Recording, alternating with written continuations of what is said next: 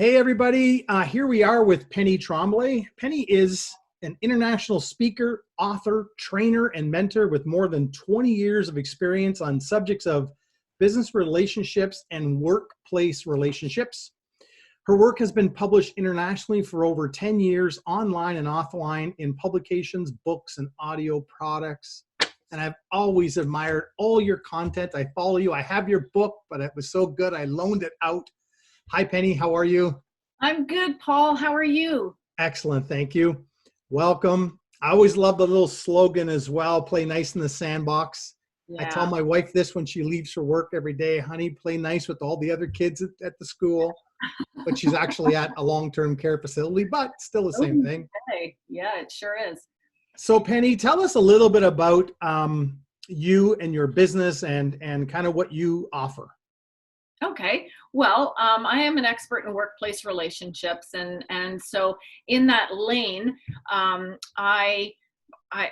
I really do most is training. I teach people how to play nice in the sandbox, and workplace sandboxes are all different, and they're comprised of all different people and diverse personality styles and diverse well, I was going to say genders, but that is actually a true element these days. We've got gender diversity as well. We've got different age groups. We have just a diverse workplace, and I think that the more technologically connected we are as a society, the more disconnected we're becoming as a human race, and so that plays a part in it as well. We've got different generations in workplaces, and they all want to do things differently. And, it's not right or wrong. It's just a fact of how do we include everybody? And so training is one of the ways that I come at that, and also in conflict resolution. So, teaching people how to play nice in the sandbox and helping them fix broken relationships when they don't. So if it's an entire department, I'll do what we call a workplace restoration, where we get everybody through a process where they're able to clear up some stuff, hit the reset button, and then co-create some new commitments on how they want to move forward. And that's really exciting and interesting work as well. And then, conference speaking engagements and breakout sessions, and that whole industry's kind of on a bit of a pause right now. But I think, Paul, our workplace has changed in the last 30 days. And Sure. Yeah. I've been on a listening tour. I've been listening to my clients and customers for a little while, for a week, and I've been calling people and just asking them how they're doing and how they're managing and how they're making out. And although the workplace environment has shifted, I think that the basic needs of human connection have not and will never. And so it's just a little bit of a different way to work together right now. We're having virtual beers at Friday at 4 p.m. on Zoom, and it's awesome. It really is awesome. Virtual happy hour. Yeah. It's something that we definitely enjoy. We look forward to it. Good. So the conflict to collaboration, you talk about that, and we talk about lost productivity in the workplace. And coming from managing 40 odd people a few years back, there is a lot of conflict in the workplace, and it does cost money. Yes.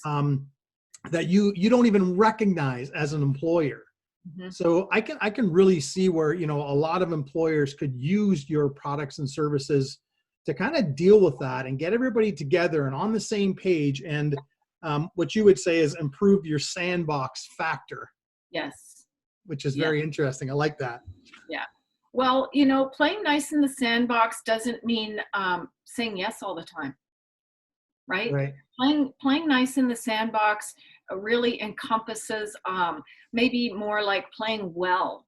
And like you just said, conflict will always be there, right? There will always be conflict. And so I think that the really strong teams learn how to embrace that. And in order to be a strong team player that embraces conflict, you have to be strong enough. Right. And, to be able to endure the harsh times, the sandstorms, I say, because the strongest cultures will be able to work through the difficulties. Like right now, we are in a difficult time. Nobody predicted this 3 months ago. No. Or, not that we're really, we're all in this brand new way of being, and that's conflicting, right? We have conflict with our community members. We have conflict with our neighbors, or how we see people managing through these times. And so what I've really learned the most about conflict is that it's an inside job. It's really so much of it is our own internal work. And so the way that I structure my leadership training is the first day is all about leading ourselves. And the second day is about leading others. And then the third day is assertiveness and confrontational skills, when you have to be facing the tougher times and challenges. But I think, you're right. Conflict is a $359 billion industry annually in North America. And the costs are, accumulated in loss of productivity, lost time, sick time, employee, not retaining your good employees. I mean, people don't quit jobs. They quit toxic environments, or they quit managers, and they move on to something that they feel is healthier for them. So, if we just kind of pinpoint that to the era that we're in right now, or the economy that we're in right now, we've gone through a major shift. People are working from home. What are the possibilities that they're going to want to come back, right? So I think one of the things that employers can look at doing right now is training and activities that bring people together. And one of the greatest needs that humans have is to feel in on things, to be a part of it. Yeah. And I think with this isolation and this disconnection that we're having, it's actually ramps up the need for getting people together and doing facilitated processes where we're doing some training and perhaps some strategic planning, or some planning, and doing some really good listening to the needs of people and identifying needs.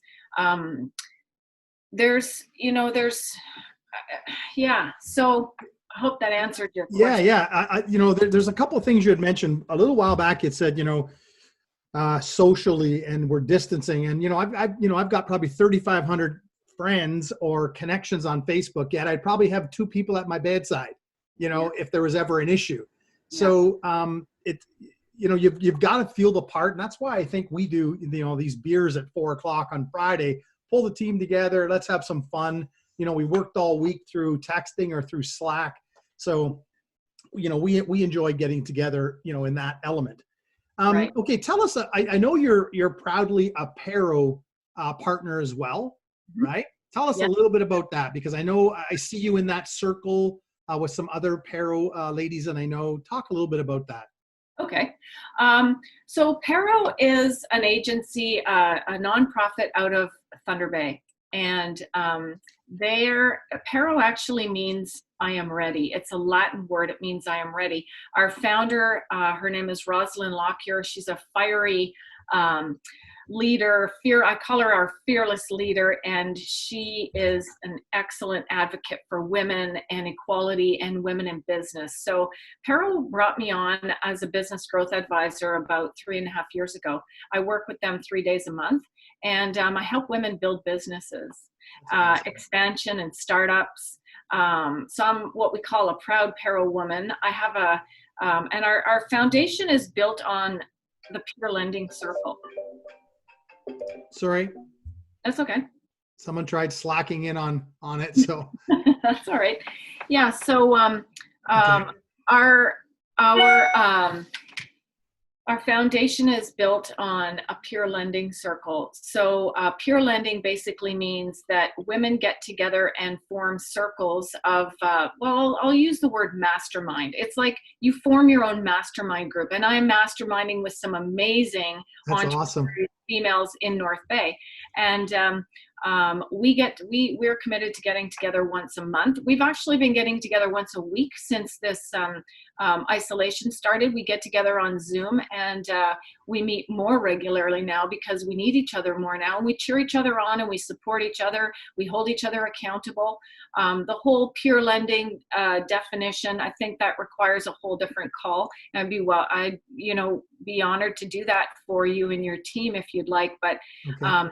generally speaking, Paro is almost Ontario-wide. We go from the Manitoba border to the Quebec border, and we're just cresting the north side of the GTA at this point. So everything north and east of the GTA and west is a territory that we cover as a collective of women. And That's awesome. yeah. So two other things. One, in the front of the video is your book. Talk to us a little bit about that. I have a copy. I read it, loved it, loaned it out, so I can't show it. Where can they buy that? Well, you can buy this on my website. Okay. And if you are local to North Bay and you want, you just want to send me an email, we can do it that way as well, so that you can save the shipping. I can probably do some deliveries. Okay. Give and Be Rich was published in 2014. It took me a few years to write this baby. I interviewed a lot of great givers, and some of them are very well known to North Bay. Scott Clark is one of them. Okay. So I interviewed some really great givers, and I asked them all a series of the same questions, and it was about giving. And then the interesting thing that happened when I did that was, the last question I asked them all was, how can this book be a good return on investment for you, because you're already such a great giver? And they all said the same thing. They all answered the same, and it was Really? so enlightening for me. They said, teach me how to be a better receiver. Wow. Yeah. Wow. So I learned in that giving and receiving are like both sides of your hand. You can't have one without the other. And if you do give more than you're willing to receive, then you will run short.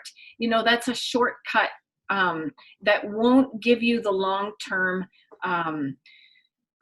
flow of abundance that we really need. So we, as great givers, and especially women who are nurturers by nature, we run out if we don't keep our tank full, right? And in the full flow of abundance, of monetary abundance and other currencies, because there are many currencies in life, money is just one of them. Right. But in the whole flow of abundance, we have to be willing to intake and keep giving. So similar to what you're doing right now, you're representing Clark Communications, you're giving of your time, you're highlighting and showcasing local entrepreneurs. So you are giving, and Right. you're keeping that energy flowing. But the universe has a very, very perfect accounting system, and no good deed goes unmatched. So, the more that we're out there lifting other people up, then we get lifted up as well. And Right. so in the whole science of receiving, we actually learned that giving and receiving are actually the same thing. We get equally fulfilled by giving. And now this moves me emotionally, because North Bay is a really great community. Sure is. Yeah. And when you see and feel the spirit that goes on in a time like this, where people are doing what they can. They're reaching out, and they're helping their neighbors, or they're creating these great communities. Like Zane Smith has got that Who's Still Open North Bay Facebook page that is highlighting people who are still in business in North Bay, and saying, come on guys, shop local, and look, before you look to Amazon, and look around, is there people in our own community who can serve us?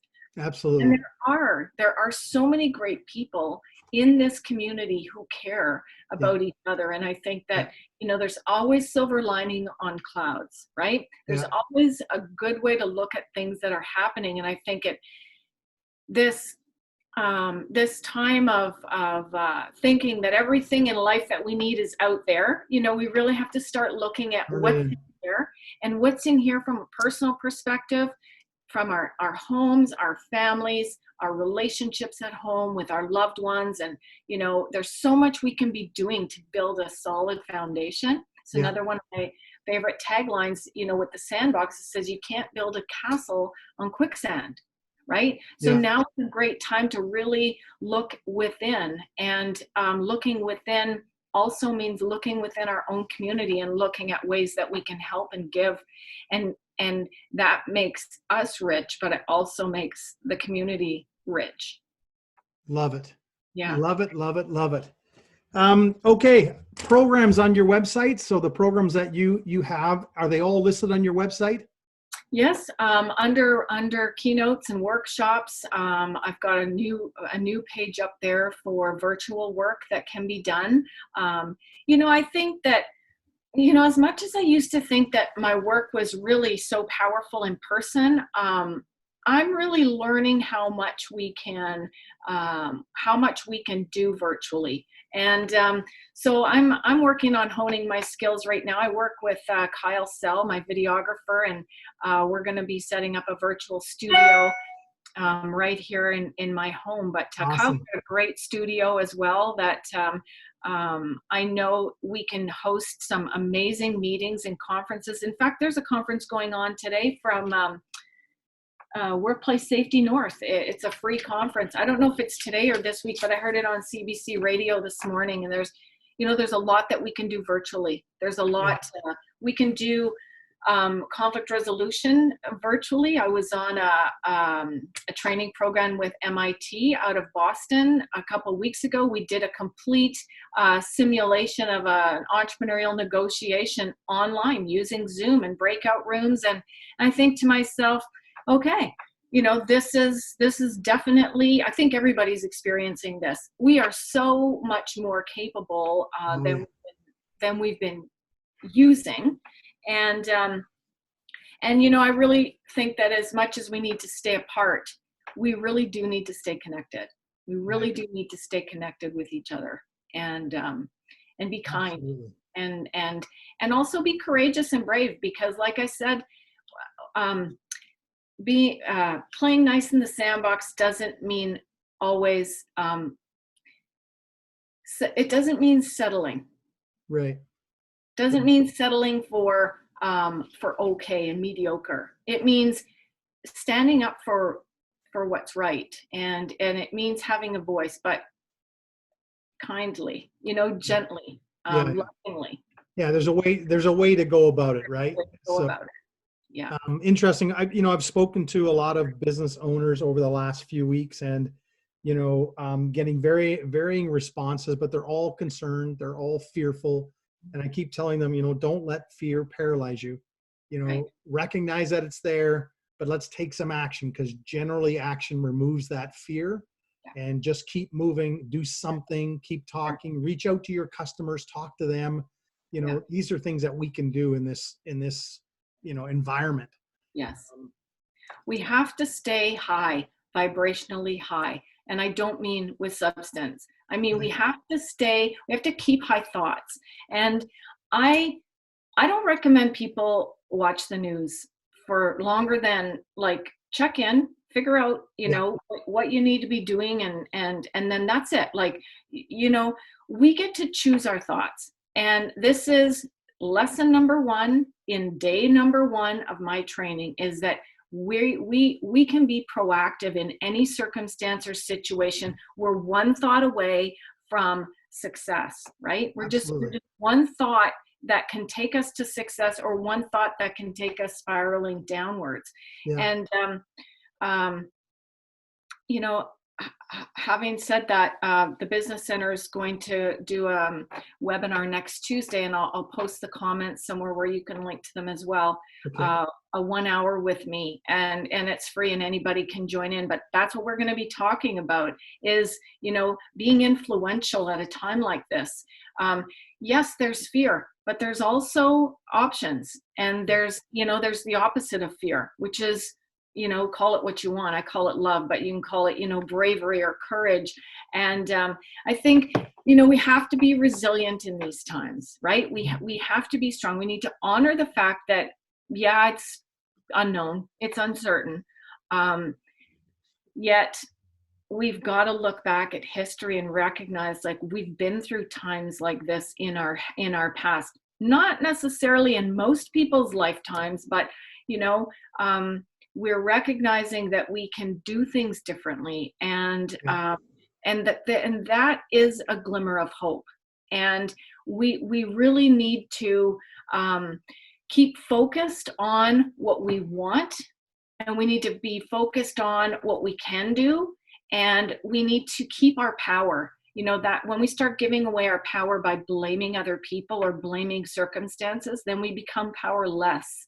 Yeah. And we need to keep our full power. And I'll tell you how I do it. I do it by feeding myself powerful information every day. So, read good books, listen to good things, rather than, surround yourself with positive thinking people, forward thinking people who see opportunities. And then don't knock people for wanting to explore opportunities in a climate like this. Like, we're in an era where we want to be, we're in a time where we want to be serving, not selling. Okay. Right. Exactly.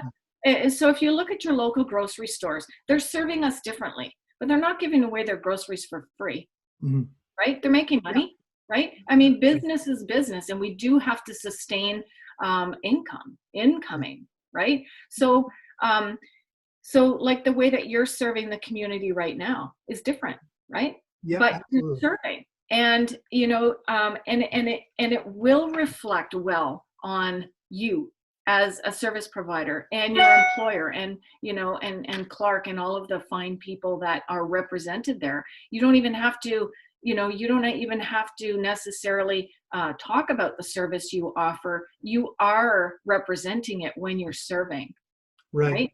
And good things will come from good action. When I sat back and looked at it, I just wanted to get, being in the digital space, I just wanted to get as many eyeballs and attention on these local businesses, because it's a noisy environment online. So anything that we could do, the little bit that I can help by posting here and there and running these videos, I just wanted to do it. I seen the fear face to face in some of these business owners before, as we were getting close shutting down. Yeah. And I said, I got to do something. And that's kind of why I sort of jumped out and started this. Yeah. But this last 30 days has really taught me, again, never stay in the news. I am leveling up with all my skill sets, bought training, bought books. I'm getting up at 5 a.m, reading this stuff, devouring it, putting good stuff in, trying to stay ahead of it, because you can get sucked down and sucked in so quickly, right to that stinking thinking level, which is not a good place to be. So now is a time to level up. People have time. They can, learn. My daughter's learning to play guitar. There's lots of different things you can do. Don't just sit on Netflix for 8 hours a day and binge watch. That's not going to solve anything. Go buy Penny's book. Get out there and buy some online courses. Check things out. Penny, it was awesome to have you on. I loved it. Thank you so much. I really, really appreciate it. Any parting thoughts, parting words, anything I may have missed? Well, I want to encourage, commend the community of North Bay. I am so proud to be Canadian right now. And, to be a part of a community like North Bay that, people know each other, and they know that there's a feeling of caring, and that they're supported. And I would just like to encourage anybody who needs me to reach out. Everyone who's ever taken my courses has a business card, and that's their free pass. I say, if you're ever struggling, you're challenged, call me. And I honor a lot of those free passes, but, definitely encourage people to shop local. Awesome. They say you're never a prophet in your own hometown. But I think that really needs some reconsideration and some rethinking. And I just want to offer my own help to anybody out there. I know that there's training dollars. If you if you have training money, now's a great time to think about training your staff. If you don't have training money, there is training funds available. And I heard these words straight from a funder's mouth. We can't even give this money away. And that was before COVID-19 came in. You know, their year end was up at the end of March. And I know of 2 different districts, 2 out of 2 that I was working with. So that's 100%. Who had to see that people weren't picking up off the table. Wow. So, you know, if I can help people find the grant money that they need to do some work to level up their skills and team.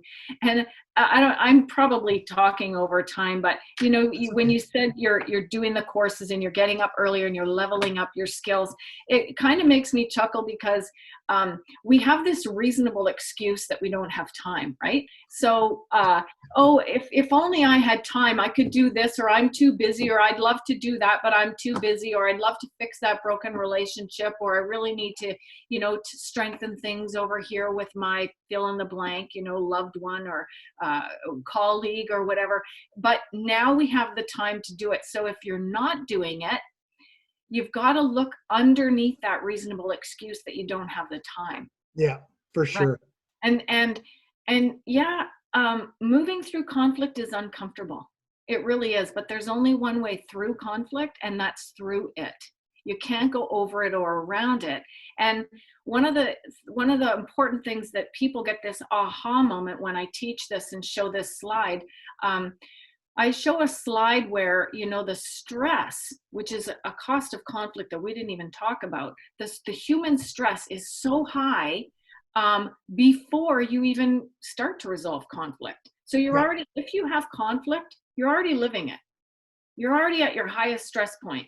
So as soon as you enter into conversations about it, your stress level starts to come down, and then it, you know, it plummets. So, you know, this is a great time to, you know, this is a great stage of 2020 to do all of the things that you have, you know, have been waiting for the perfect opportunity. Sure, absolutely. If you haven't leveled up a skill set or learned a new skill set, shame on you, because there's never been a better time. Yeah. Well, I hear you. And I just want to caution that I just want to tweak that comment a little bit, because not everybody's ready.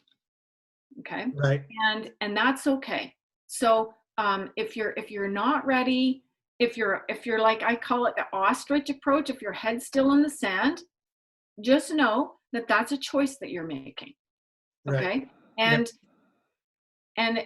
And then, okay, just own it then. Just be honest with yourself. You know, I've talked to a lot of women in business through my work with Perro over the last few weeks, and they're in different places. You know, some of them are ostriches, some of them are turtles, meaning their head's not in the sand, but it's tucked into their shell. And they're like, I'm just waiting for all of this to clear up before I stick my head out. Okay. If that's where you are, then own it. There, own it. Own it. And I think that in that owning it, there is no shame. It's like you're accepting yourself for who you are and where you're at. And I think that that's a really important step to then decide if you want to go further. But just know that it's all choice, right? You can go further. And you can't go further with shame. You need to go further perhaps with vulnerability and be really honest. Like I put on a pretty brave face that, you know, I'm an entrepreneur and we're resilient. And this is kind of like any day when we wake up in the morning, we go, I don't know where my next paycheck's coming from, but I'm going to go figure it out and chase right it. On. You know, but under that, I'm a scared little girl, you know? Yep. And I think that it's that balance of recognizing the whole self and where we're really at, which has helped a lot of people just gain an understanding of, okay, you know, when I'm ready, I will show up. And we're all at different places, right? Makes so much sense. Yeah, for sure. Yeah. Okay. Well, listen, this was awesome. Thank you. Thank you so much. Well, thanks for doing this, and say hi to all your folks on Friday at happy hour. Yeah, happy hour. Awesome. Okay, Penny, thank you so much. We'll talk again. Okay, Paul. Take care. Thank you. Bye-bye.